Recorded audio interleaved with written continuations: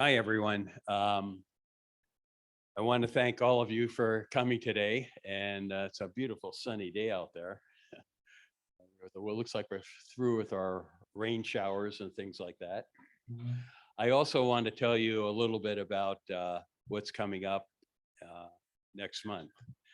In May, we're going to have Malka Osserman giving a talk, which she's sitting right over here. Malka will be talking about growing up on a kibbutz in Israel and what that was all like and what it affected her in her upbringing and what it was and all the details that have to go along with that. So it's interesting that we'll have someone within our own community talking about life on a kibbutz in Israel. I want to introduce Rabbi Chester, and let me just stop the sharing here. You can see Rabbi Chester, and I want to.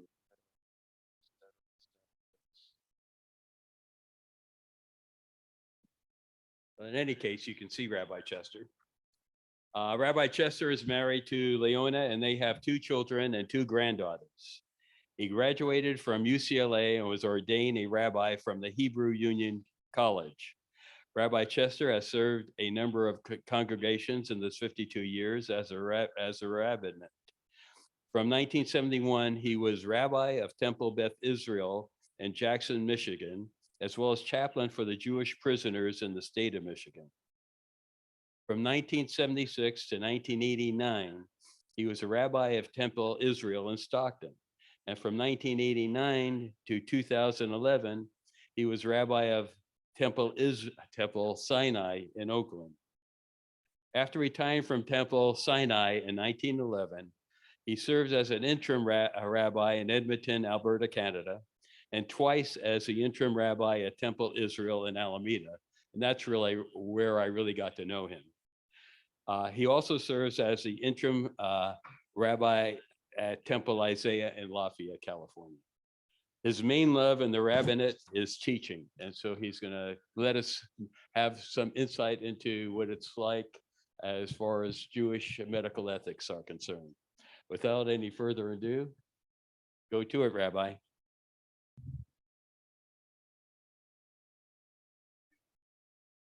You have to unmute.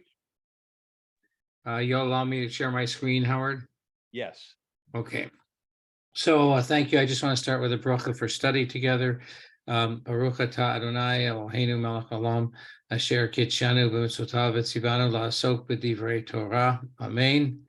What I'd like to do is to do it in the following way. I'll bring up a topic. I'll talk about the Jewish perspective of that topic, and then stop and see if there are any questions or discussion before we move on to the next topic. This area of medical ethics is very hard to discuss in one 45-minute session, since in Alameda, I taught a 5 or 6 week session on the whole area of Jewish medical ethics. So I'm only going to choose a couple of areas, and then if someone has a question about anything else, you can ask, and I'll try to answer it. I thought I would begin first with abortion, since that is so much on the news every day. And what is the, hi Howard, what is the Jewish perspective or perspectives on abortion?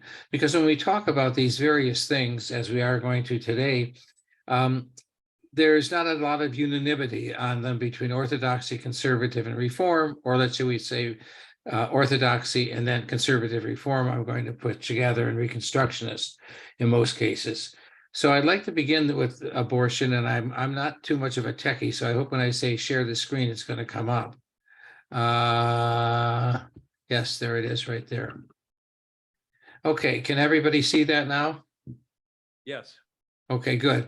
So when we talk about opinions like abortion or any other that we might discuss today, artificial insemination, in vitro, surrogate parenthood, all the areas that have to do reproduction, we have to go to deal with sources and understand what the sources are within Judaism, because everything is generally based upon text. So you have something in the Torah, which we're going to look at, and then there was a commentary on the Torah done, codified about 100 or so, called the Mishnah, about certain laws in the Torah and discussion of them.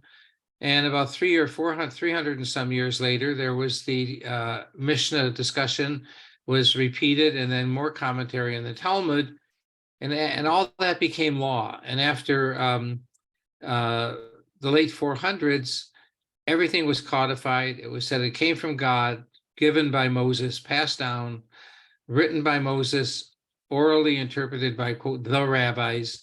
And then we have responsa literature. And responsa literature works much the same way as does the court system, that a question is asked about something, and the rabbis who make a decision about it go back into the various texts and come up with a decision, but they go sometimes to different texts, so they come up with a different decision. And that's what we're going to see today. Now, the whole idea of abortion is taken from this right here, where it says, okay, let me just see if I can get this picture out of the way here. If men struggle with each other, this is from the book of Exodus. If men struggle with each other and strike a woman with child so that she gives birth prematurely, yet there is no injury, he shall surely be fined as the woman's husband may demand of him, and he shall pay as the judges decide. But if there is any further injury, then you shall appoint as a penalty life for life, eye for eye, tooth for tooth, hand for hand, foot for foot, burn for burn, wound for wound, bruise for bruise. Now, what you have here is, excuse me, if, for example, the woman is not injured, but yet she gives birth prematurely, and the baby or the embryo dies, he is surely to be fined as the woman's husband may demand of him, and he shall pay as the judges decide. But, and here's the important part, but if there is any further injury, then you shall appoint as a penalty life for eye for eye, tooth for tooth. So what's being said here is that a fetus is not considered to be a human life by this quote from Exodus. And all of the opinion on abortion in Judaism comes from this and from one other area, which is called the area of a rodef. We can come back to pictures now, Howard, okay? We can unshare, however that's done. I can stop sharing, okay. So what happens now is that there is also something that is called a rodef. A rodef means one that pursues, and it really is commented on mainly by Moses Maimonides, the Middle Ages medieval philosopher. And Maimonides states that it states in Torah, if one pursues another to kill that person, then it is considered to be murder. Therefore, though, if the pursuer happens, you are allowed, if someone pursues you to kill you, you are allowed to turn around and take that person's life if necessary. Okay. So in the law of pursuit, if the fetus is pursuing the life of the mother, then you are allowed in Jewish law to abort the fetus. The mother's life takes precedence over the fetus. And that is true until the baby, we'll call it, is 3/4 of the way out. Then it becomes a viable human life according to Jewish law. So that's very different, for example, than Roman Catholicism, which says the mother's life is, the baby's life, the fetus life is what is significant or important. Based on all of that, the law of pursuit, and to show you how the law of pursuit works also in a completely different way, as I'm sure all of you are familiar with the assassination of Yitzhak Rabin. When Rabin was assassinated, what the argument was in law was that the assassinator had every right to assassinate him because he was pursuing Jewish life or pursuing the life of the state of Israel. So when you have the law of pursuit, it applies in very different ways. But here, in the case of abortion, it applies in the sense that you are allowed to take the fetus if the mother's life is in danger, up to any time.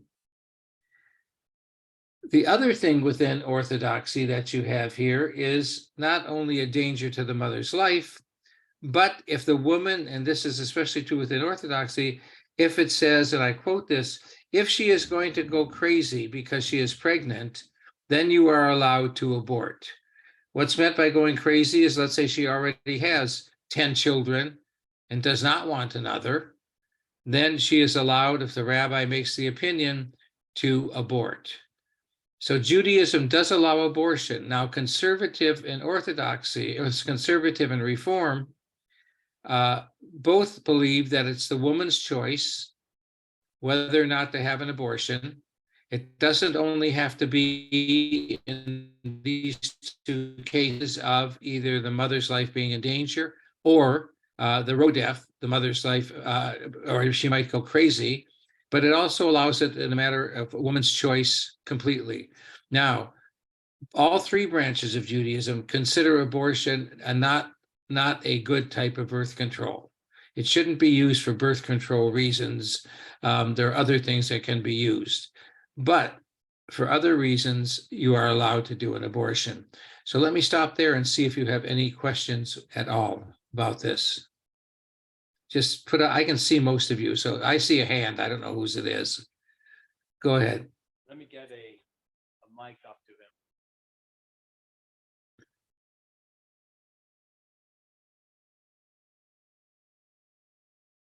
him. Thanks.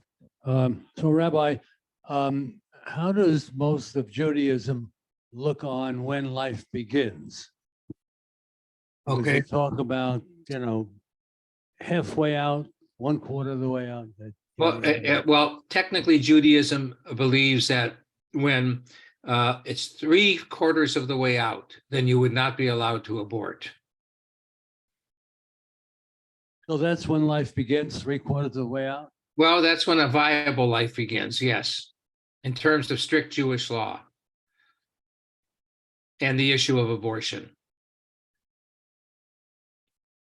I'd like to ask you, Rabbi, what relevance does Jewish law have to the action of a Jewish physician who would want to obey Jewish law in the United States? Doesn't he have to, in the terms of abortion, doesn't he have to obey the laws of the state, regardless of what the Talmud says? Yes, I mean, that's what you have happening today. That's why certain physicians are leaving certain states because they feel they can't do what they wish to do for a woman's health. Even, and now let's get away from Jewish law for a moment. Yes, see, there's another law too that says Dina de Malchuta Dina, the law of the state is law in various areas.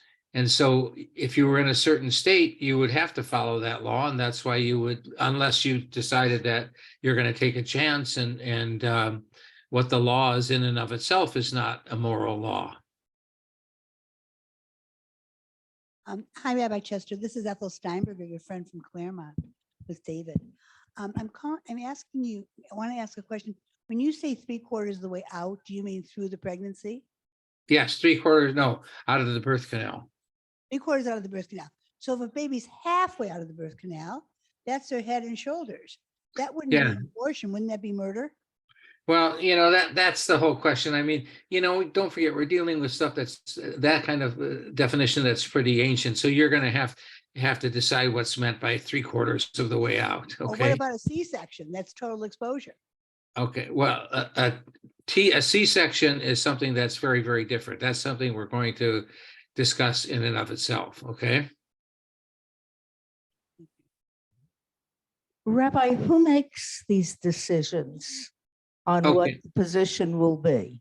Okay, the decision is made in strict Jewish law is made by a rabbi who will interpret the law, as I've said before, as the law is.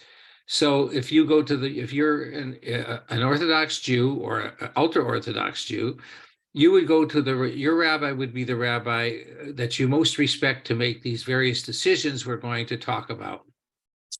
If you disagree with them, you can go to another rabbi who may interpret them differently. So let's say you're the mother and you say you're the future mother, you have 10 kids already, say you're going to go crazy. And I use that term loosely, but that's how it's worded. Then because of the undue stress, you would be allowed to have an abortion if you're pregnant. On the other hand, another rabbi may say that is not the case. So it depends whose opinion you're going to respect in that case. You don't have to worry about that in conservative and Orthodox Judaism, at conservative and Reform Judaism. We are only talking about that issue in Orthodox Judaism.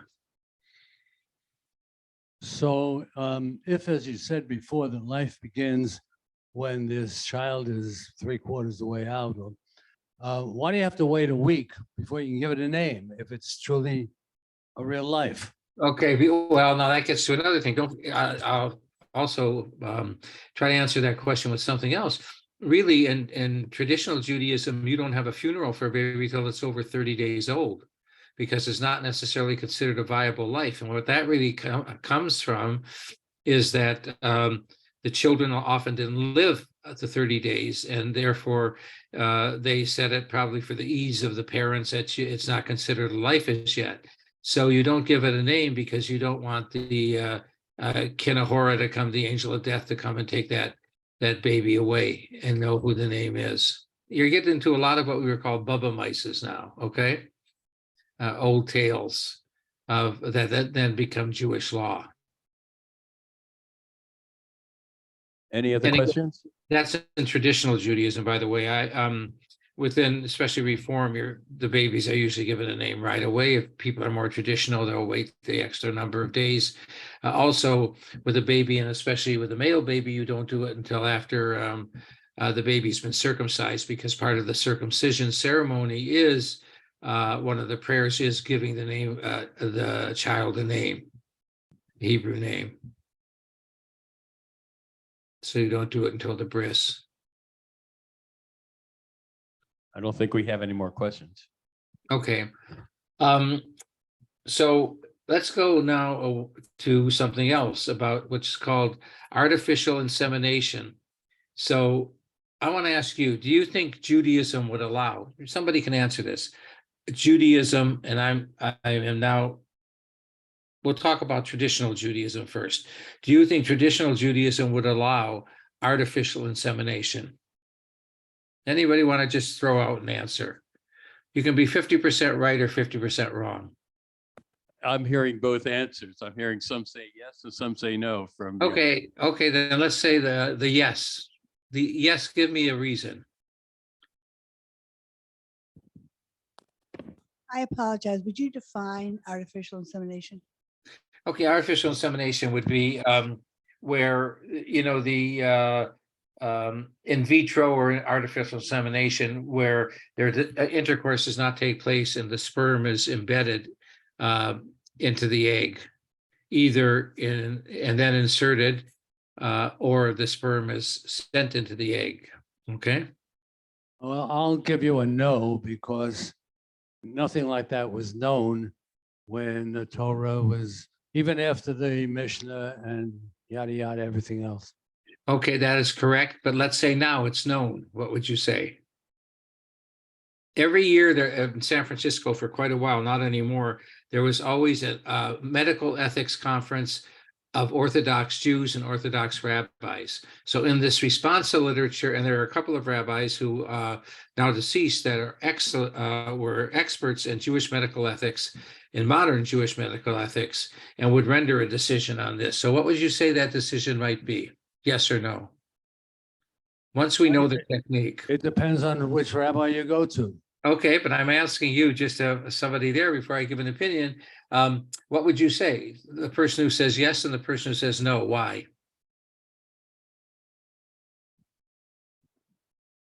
Okay, I would say yes, because Judaism is in favor of life always. Okay, we're in favor of life always. Okay, is there a no? I might know. Okay, the answer is yes and no, a true Jewish answer. Everybody's right. Everybody, well, there's two answers, okay? But there's one that's a no in traditional Judaism and one that's a yes. And I'm going to use the initials. AIH, artificial insemination, husband is allowed. So if the sperm is the husband's and the egg is the wife's, then it is allowed. Artificial insemination donor which would mean the sperm is not of the husband, is not allowed. Now, can you tell me why this is the case? Let's say the rabbis who rule, there are rabbis, and this one, Orthodoxy and ultra-Orthodoxy say no. Why would they say no? Because in Judaism, it's so important to make sure that it's a Jewish husband and a Jewish wife, even more the Jewish wife than the husband, but still the chas v'shalom that it is not a Jewish man. It's like opening your, borders to, or you're opening your space to the non-Jews to invade the Jewish space. Okay, anybody else? I see a hand. I don't know who to call. And I could say it's at a round table, but they're all I'm round. passing the mic around. Oh, okay, Howard. Well, I think it might have to do with the fact that Judaism is a matriarchal type of religion. Is that right? You'll see. Okay.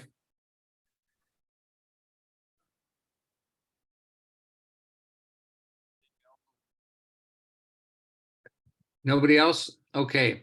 The answer for no is something that's based on possibility and not probability. So let's say you have artificial insemination that is not the husband, but that is a donor. They do allow it if it's the husband. And we're assuming the woman is Jewish and they're married. Artificial insemination of a donor, the answer is because of what might be possible, not probable. So let's say you now have the donor, the couple has a child, then she becomes pregnant by her husband and has a child. One of the children is a boy, and one of the children is a girl. What might happen?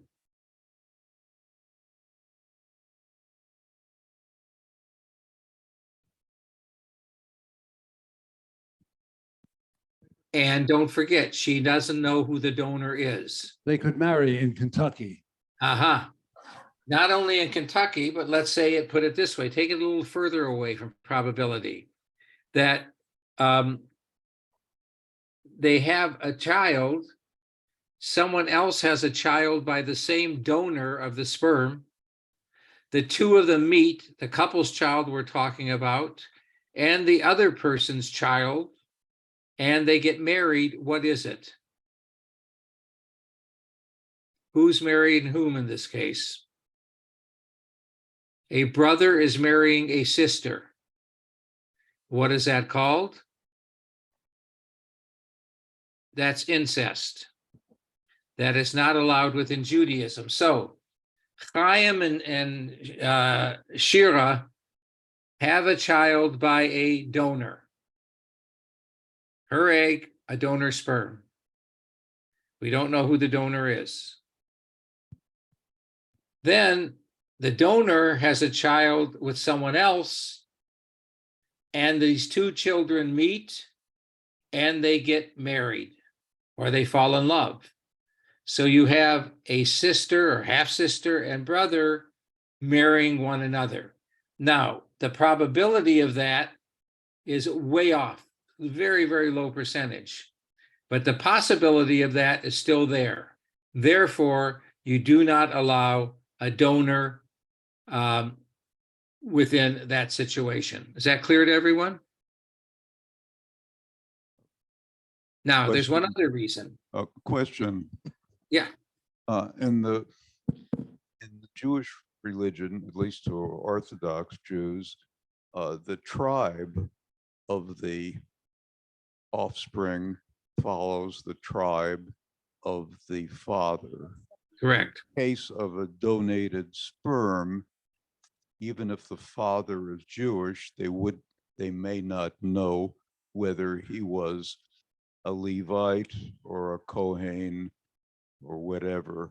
So would that make a difference? That really doesn't play too much of a role in it. No. And the reason not. Also, and there are some rabbis in this responsa that say it's akin to adultery. That if she has someone else's sperm, it's like having her having sex and being impregnated by someone else. So you have that argument also. Then those two arguments are against artificial insemination by a donor or in vitro by a donor. So would the offspring be considered a mamzer? They could be considered a mamzer, yes. A good question, yes. So I have two questions. What sect of Judaism are we speaking about with regard to the donor issue? Well, right now, I'm talking about it from the perspective of traditional Judaism. Okay, which does not include reform in that case? I'm No, sensitive to this issue. no, because and we that's have- what I would want to come to, but thank you for asking. No, no. Okay, so I'm sensitive to this issue because we have two beautiful granddaughters, both of whom were brought to us through a donor. However, and they were blessed by rabbis, reform rabbis, but we knew that the donor was known. So I think when you speak about donor, don't we have to preface known or unknown? Because Not- often the donor okay. is known. Okay, in this case of traditional Judaism, that makes no difference. Okay, if it is only the husband in this case, all right? It is the husband and the wife we're talking about. Because it's a marriage. In reform or conservative, and especially reform, lots of conservative depends on how conservative and so on. In reform, it's an open ball game, shall we say? Okay. I have done many of that have been artificial insemination donor and have named them, and they're brought up in the congregation and so on. If later they choose to reveal who the donor is or whatever the case is, that's a different story. Okay. But no, we're not talking about reform here. Okay, any other question? It doesn't seem to be any. Okay, what about surrogacy? There's a couple I know that live, I married them. They live in Sacramento. They had triplets. She could not carry the children. They are her children. It's his sperm and her egg. It was implanted in somebody else. Is the child born Jewish? Now, these were all things that didn't happen, as one of you mentioned before about ancient laws. These didn't happen in ancient times, but as medicine progressed, then you had rabbis that were beginning to have to comment on this, especially from, now we're talking about traditional Judaism again, from the perspective of traditional Judaism, because you have to find some type of law that either allows it or doesn't allow it. Or if it does allow it, what are the consequences?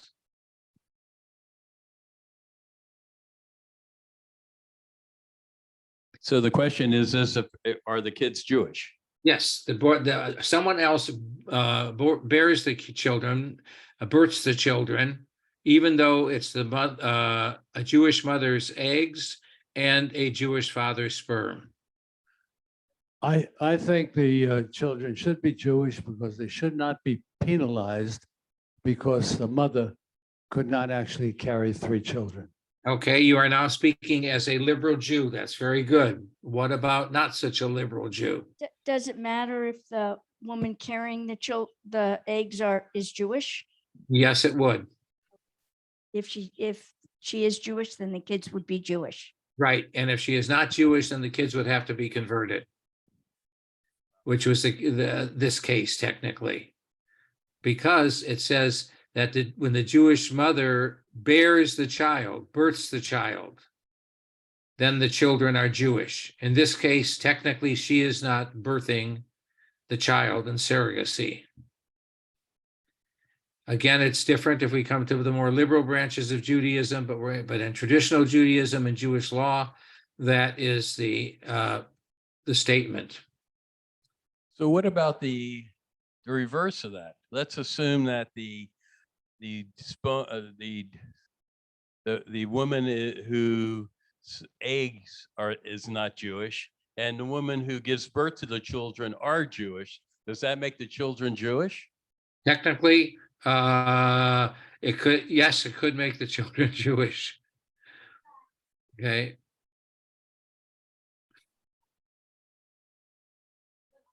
I'm talking about what? A Jewish uterus, I guess is the key. Yeah, well, a Jewish, the birth being a Jewish birth. Now, to go even a step further, somebody mentioned C-section before.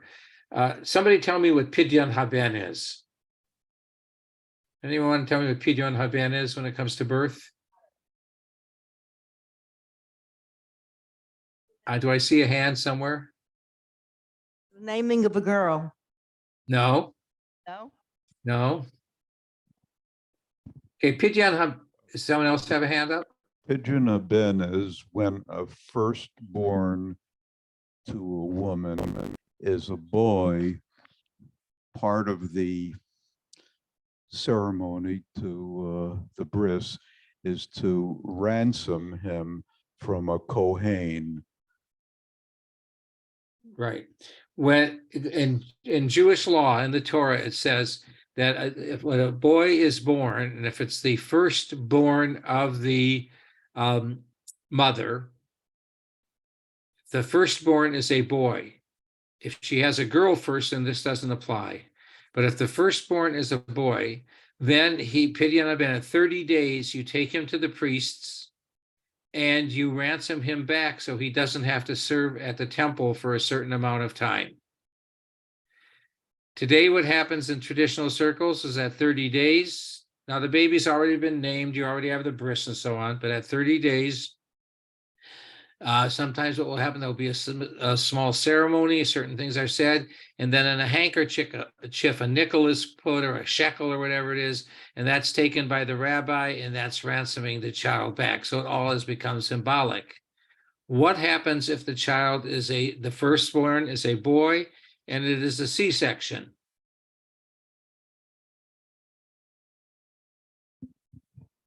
Maybe it's again that business about it has to be a vaginal birth. Exactly. That's exactly what it is. So there would not be a Pidyon Haben because the law says if the first one born of a mother is a boy and it opens the womb, that's the term that's used, okay? Then you do Pidyon Haben. Another question, what happens if, so you're right, it would not take place. What happens if a woman now gets remarried and has a child, and that first child is a boy, but she has had other children by the previous marriage? Would you have Pidyon Haben? Yeah, why not? I think they're going through all the rules, so why not? Why not? Because this is not the child that opens the womb. There have been children previously that opened the womb. Because you go by the words that state opening the womb. So my father paid for me, Pidyon Haben. Yeah. And when I was 2 years old, he wanted to give it back. Could he do that? Why would he want to He give wanted it? to get the money back from the rabbi and say, hey, take them. Well, I don't know. This is all symbolic now. If you go back to biblical times, perhaps you would be the rebellious child. Those are other laws, okay? Now these are the basic laws having to do with reproduction within traditional Judaism and non-traditional. I have been a rabbi for 50 some years now, a Reform rabbi. I have not done one Pidyon Haben ceremony. Because in Reform Judaism, since there's no more temple, there's nothing to redeem the child from, and it becomes sort of a meaningless ceremony. So when we talk about the other branches of Judaism, especially Reform, conservative goes both ways, depending again on the rabbi. But in Reform, we would not deal with the problems we talked about with surrogacy or in vitro and something like Pidyon Haben. But you have to be familiar enough from the laws to know what laws you're not following. So Okay. So Rabbi, tell me, what are the Jewish medical ethics regarding surgeries? Like, for example, a heart transplant or a semi-lung or like that?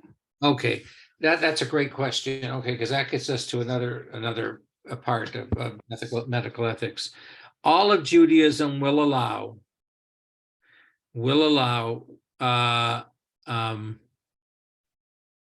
or most, even modern Orthodoxy, ultra is a different story, will allow, okay, first of all, let me start here. When you are buried, when you die and buried, you're supposed to be buried with everything, right? You go into the ground the same way you came out of the womb, with all of your organs and so on and so forth. So you have then a law in Judaism called pikuach nefesh, saving a human life. So even modern Orthodoxy will allow transplants to take place. Some, while you're still living, for example, you have 2 kidneys and someone needs a kidney. Others would be after you would die and use an organ. The question becomes now here, and I'll use one because it's a famous case of a corneal transplant. Okay. When I die, I want to leave my corneas to someone who has sight problems. If I am Orthodox, we'll take that in Reform, you're allowed to, and Conservative, you're allowed to. If I am Orthodox, whether modern Orthodox or ultra Orthodox, am I allowed to be involved with a corneal transplant? Am I allowed to give my corneas to someone after I died? Would you say yes, or would you say no? Because is that person that has the corneal problem is going to go on living. Most people in the background here are saying no. That you can't do it. Okay. Now, the answer is, again, a true Jewish answer of yes and no, depending on the rabbi who goes back into various sources. Rabbi A says, you can't do it because it is not technically saving a life. The person is not going to die if they don't get your cornea. On the other hand, Rabbi B says, going back into sources, when we talk about saving a life, what about also the value of life and of living, and the value of what your life is going to be like? If your life is going to be better by having the cornea, then yes, someone else having your cornea, then yes, you are allowed to do it. So it's both a yes and a no answer, depending upon the rabbi, much the same as the artificial insemination issue, especially the one that says, well, it's really not kosher in any way because it's like having sex with someone else. Other rabbis will say, no, we can say you can't do it because of the probability case, but it is not an issue of having sex with someone else outside of marriage. So in this case, the answer is a yes and a no, depending upon which medical authority that you would follow. So here's another brain teaser for you, Rabbi. You said that you have to go into the ground the way you came out of the woman. Right. What about putting somebody in a shroud and a tallis? It didn't come out that way. Well, I'm talking about body parts and so on and so forth. Okay, I'm not talking about the that issue and the shroud, that you have to go in naked. That isn't the issue. In fact, you probably wouldn't want to do that. Yeah. Any other questions in the area? Yeah. Talking about transplants, what about the organ of a non-kosher animal like a pig being used in a transplant? Would Okay, that be allowed? Yes, that is, in fact, there was a big argument about that, a halakhic argument about that. And the answer is that when it talks about the various issues of kashrut, it says you're not allowed to eat any of those things. It does not say you're not allowed to use any of those things. And that's how they based it, that it is okay to use, a pig valve, let's say, as part of heart surgery. Because you're using it, you are not eating it. I wanted to say And something. by the way, that's also in Orthodox law. That's in all Jewish law.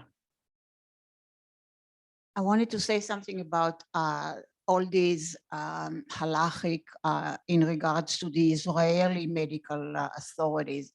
So the Orthodox have their own hospitals, like the one in Jerusalem, Shaarei Tzedek, where they will have consultation, even like for abortion, they have a whole committee that you have to go before them. And the committee is made of rabbis and physicians to determine if you can have abortion or you cannot. But this is not practiced in other hospitals who are not stamped by the Orthodoxy, like the ones in Tel Aviv, in Haifa, in Beersheba. They have their own, they are much more liberal and reformed, like it's happening here. And all over Israel, people are encouraged, like here, when they have a driver's license, to sign for voluntarily give their parts. There was a question of an Arab that was killed, if we can use his organs. And it was not under an Orthodox hospital, so they did take his donation. But even in Orthodox law, you don't necessarily have to have the organ being the more than the acceptance of the organ, like the pig that you're talking about, we just asked about. We're talking mainly here about, are you allowed to donate? And you'll see in Orthodox synagogues, I'm talking about modern ones now, you'll see in Orthodox synagogues that where you're allowed to do so. Okay, now, I don't know of any case in where you're saying, I've never seen a halachic debate about whether you could take the organ of a non-Jew or, in terms of halakha, or whether it's an Arab or a Christian or just a non-Jew, whether or not you could or couldn't. I'm assuming it would, in most cases, you would be able to, the way that Jewish law goes. Yeah, I'm talking about You also have, the ultra Orthodox. That's where the issue was, not with the, the rest of the society. The Right. ultra Orthodox, do have issue with that. Mhm. And Hadassah Hospital is very liberal in this way too. Okay. Any other questions about anything reproductive? And again, if we were doing this as a whole class, I would have hand out things to you to show you the arguments and so on and so forth. But really, since we don't have that amount of time, I'll see if we have any more questions in this area. I've got a question about this. Going back to the issue of abortion, it seems like the primacy of the unborn child is really what we discuss a lot in the US. Right. And probably elsewhere too. And that forms the bedrock of why abortions are not okay, because there's an alive thing there that can be ushered out a lot earlier than we used to think so. How do we find a way to understand? I mean, it sounds like the Jewish position, as I'm understanding it, best I can keep up, with the particulars, have to do with the integration of the process into the laws and the regulation about the adult world.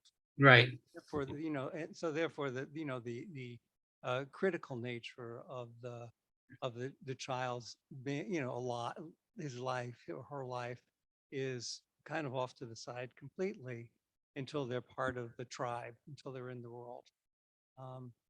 And it almost seems like that renders irrelevant the issue, the political issue, and the issue that we all deal with in our minds currently in the US. It kind of just, it sets that whole thing aside. Is that the best that we, and I'm not saying that in a belittling way, but as Jews, is that the best that we can come up with?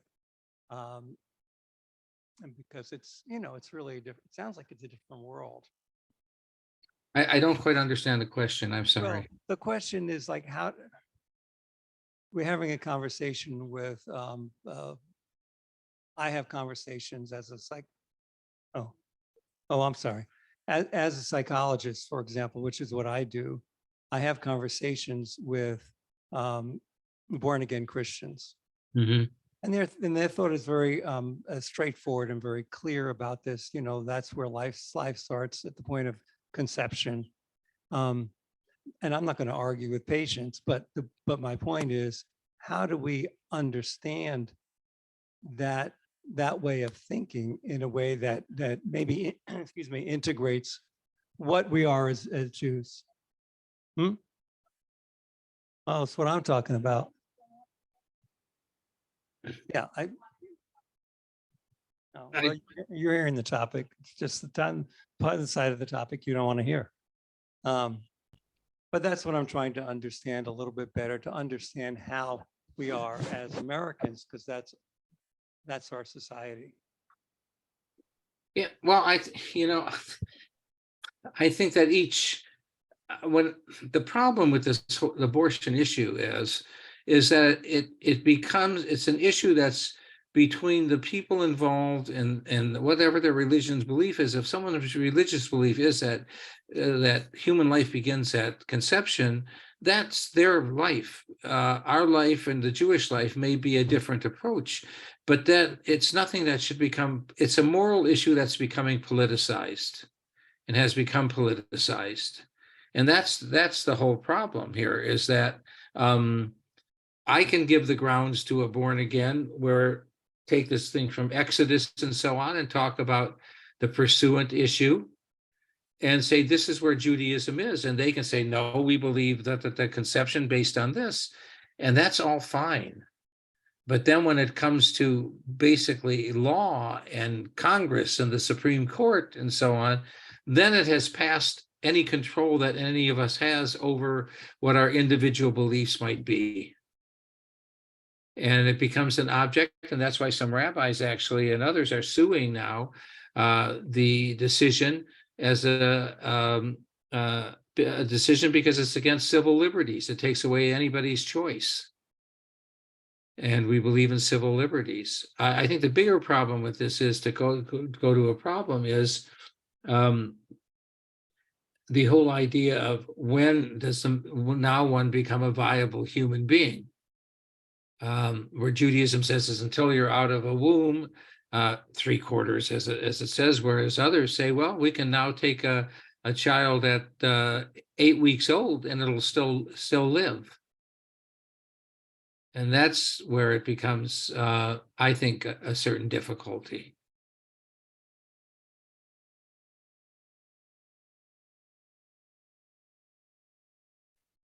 Any other questions that you have? I have a question about assisted suicide. As you Good. know, suicide is a sin that your body doesn't really belong to you. It was given to you for your use by Hashem. And if you destroy yourself, then there are problems with burial and other customs having to do with death. Now, we in California, we now have legal assisted suicide.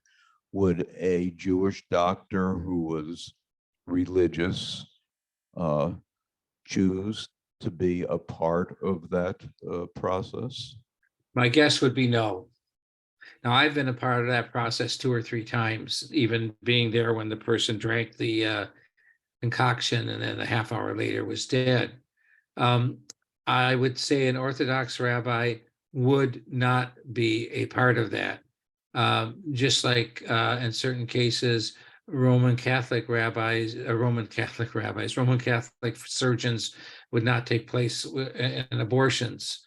So the answer to that one would be no, it would not. Now, when it comes to suicide, by the way, something you said at the beginning is that Orthodoxy and even ultra-Orthodoxy has a very interesting stand on suicide, and it's been done through interpretation, which is if someone, and you're right, you can't be buried with anyone else in the cemetery and so on and so forth. That's the law. But if you classify suicide as an illness, some illness that they had, whether it's emotional, mental, whatever the case, cause that person to commit suicide, then it is an illness and they can be buried as does everyone else. That's one area where Orthodoxy has become relatively liberal, actually. And it's a pretty high percentage. So if someone commits suicide, they must have been ill. And therefore, to do so, it's not, quote, normal, it's not mental to do so. Psychological, something must be wrong. Therefore, they can be buried with others. Thank you. Okay. Yeah, I had a friend that committed suicide by jumping off of a building, and I was really distraught. And I talked to the rabbi about it. They were Jewish, and the rabbi said to me, "Well, one thing that we look at is how did you know that maybe halfway down they didn't change their mind?" well, okay. I mean, that's fine. It just I think- comforted me quite a bit. Yes, because I think in this area too, you have I don't know what the rabbi you talked to was Orthodox or not Orthodox or whatever the case was, but if it were, Conservative. pardon? It was Conservative? conservative. Okay, conservative. Okay, that the generally the liberal branches of Jew, well, even Orthodoxy, as I said before, will see this as an illness, and therefore gets around the whole idea of that they can't be buried with someone else and so on and so forth. But they would not allow physician-assisted suicide. I would venture to say an Orthodox doctor who is following the laws of Orthodoxy would not do that. I want to ask a question about burial. Yeah. Has any of the sects of Judaism decided that it's okay to be cremated? Yes. I can't tell you what Reconstruction is. I can tell you Reform Judaism allows cremation. Probably 25% or 20% of the funerals I do are cremation, for a couple of reasons. One is because it's much less expensive. The other is because it takes out much less. It takes less room in terms of a cemetery and use of grounds. So Reform does allow cremation. The rest of Judaism does not allow cremation. In our cemetery in Oakland, there's even a whole area where you can put the urns, and that's been the case for many times. I'm finding now more and more frequently, though, as time has gone on and Reform has become more traditional, fewer people choose cremation. I'd say 20 years ago, more, in my experience, were choosing cremation than are choosing cremation now. The other two branches do not.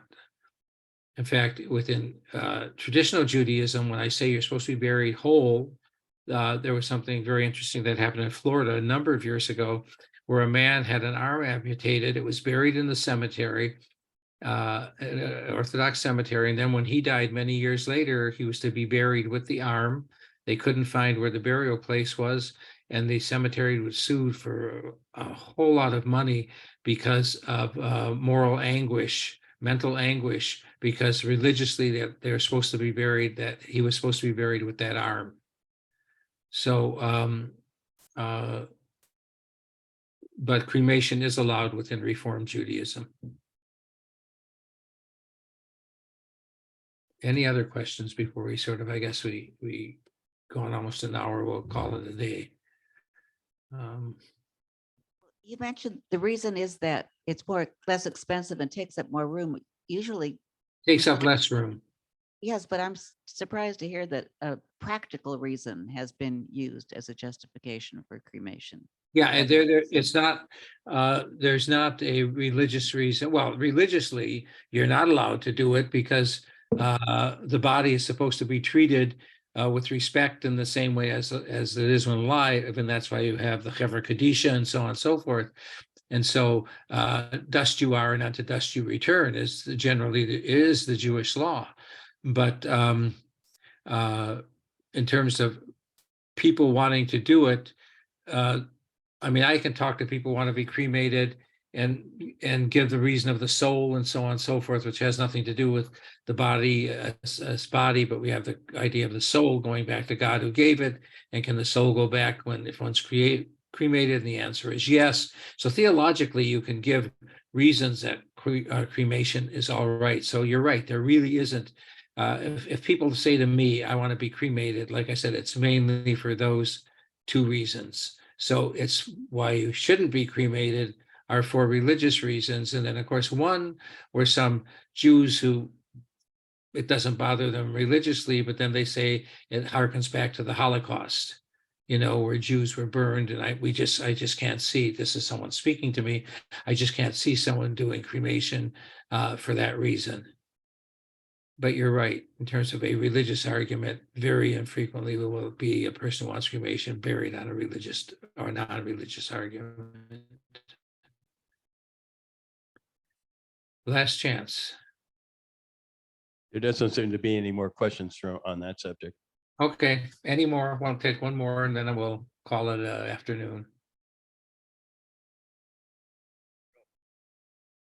Yes, I see one hand, I think. You just said that there's less requests for cremation. What are people choosing instead? I mean, there's all this thing about, natural burial, not burial in a cemetery, but other kinds of burial. Is that what they're choosing, or what are No, people choosing? no, the only parts I have when you talk about something different is there are a few cemeteries now that are completely in what they would say environmentally correct. I just did a funeral at one where there isn't a cement, what do you call it? Someone can help me with the word. The casket is set down in something by cement. You don't have that there. It's just completely put into the ground. That you have. But otherwise, no. The only burials or things I deal with is after one's cremated, do they want to take the ashes and scatter them, or are they going to leave them at home, or whatever the case is, as opposed to burying them either in a mausoleum or in the ground. And my only suggestion to people who deal with cremation is, if you're going to scatter them, take some also and put them either in the cemetery, probably in the cemetery, because sometimes people like to go back and, quote, I'll use the term, visit. And you can't go out 33 miles and visit someone if that's what you want to do. But that all becomes part of grief and mourning, and how one's going to handle grief and mourning. One last question from me, sort of a Hillelian question. Okay. Since there are so many yeses and nos and and buts, how would you describe Jewish medical ethics in a basic sense?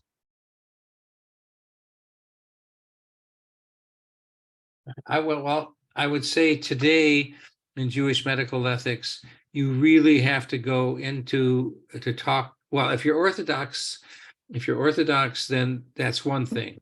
But even Orthodoxy, you have to go in and talk and see what the various decisions are, because they've come up with various decisions. So I would say there is not, and that's why I think it's Jewish medical ethics and not a Jewish or an ethic as one, because there really isn't one. Even going into something we didn't discuss, and perhaps I'll end with this. Let's say it's in Orthodoxy, okay? And let's say that the baby is either going to be a Down syndrome baby or have something with the brain outside of its head and so on. Are you allowed to do an abortion? And the answer would be, if you base it upon the fetus itself, the answer is no. You have to give birth. If it's upon the mother, in this case, if she is going to go crazy, and I use the term again loosely here, then the answer is yes. Okay. So you even have it with that, but you are not allowed, someone said before, God gives life, you are not allowed to take that life away no matter what happens medically. I would say that in cases of rape, because we deal with that today in many of the states, in cases of rape, probably an abortion would be allowed, because what it would do psychologically to the mother or to the family in this case. But when it comes with other diseases that we can test for, the answer generally within Orthodoxy would be no, unless you had that caveat, the caveat of quote, the psychological reason to it. But there is not a Jewish medical ethic hardly in any area, one. Okay,